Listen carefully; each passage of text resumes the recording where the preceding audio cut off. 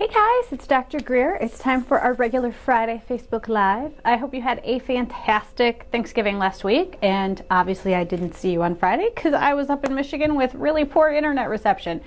And obviously any Facebook Live there would be complicated by my kids running through the background multiple times, so we took a week off.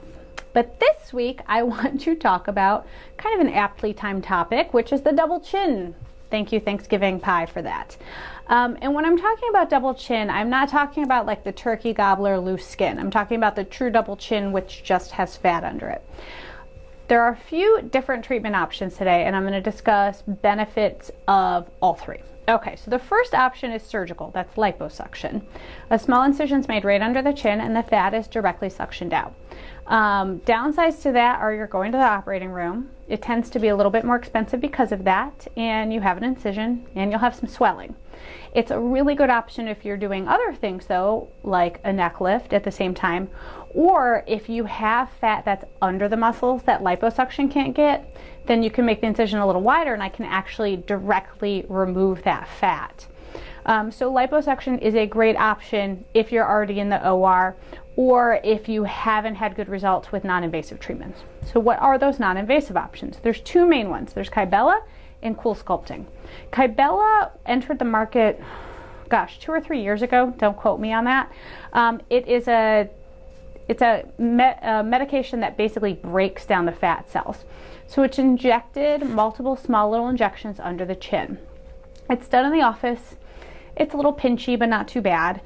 It does make you feel really swollen, like a bullfrog, like big, full under the chin, just because it adds a lot of fluid volume the first day, and then the second and third day you do have swelling. So that is not something I would do like right before a big event because you may have bruising and that swelling is pretty noticeable. Generally 2 treatments are needed, sometimes more. With Kybella, it's limited really just to right central under the chin. There are some important nerves that run out this way. So it's effective.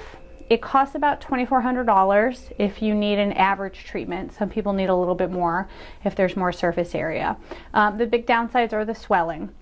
The other non-invasive treatment is CoolSculpting. And CoolSculpting I've talked about before. In fact, I just did a video earlier today talking about what CoolSculpting costs. So if you want to check that out, there's a link to the full-length video at jennifergreermd.com/CoolSculpting/pricing. Or you can look up the older Facebook Live video, and that explains the whole pricing behind CoolSculpting. But CoolSculpting basically attaches a little applicator and it cools the fat down. That causes the fat cells to rupture and die, and then your body breaks them down. Cost-wise, minimal cost under the chin would be probably $1,500, and then it's going to go up depending on how many applications you need, and that's where that video on CoolSculpting costs is very helpful. That is also done in 2 sessions. It's a little uncomfortable, I'm not going to lie. It can be a little painful when that applicator kicks on. Compared to Kybella, I think the downtime's a little easier because you don't have that puffiness and swelling that people would notice. That skin is going to feel sensitive and you may have some numbness under there for a month or so, but no true downtime. So CoolSculpting is probably the best time and cost. It's going to be the least expensive and have no downtime. If you don't get a great result, or if you have fat that's under the muscles of the neck, then you're going to want to go surgery. I've honestly kind of phased out Kybella since we added CoolSculpting because it's just easier, it works better, it's more cost effective. So those are the 3 options for getting rid of a double chin. Let me know what you think in the comments, and then we'll put that link to the CoolSculpting pricing guide. Have a great weekend.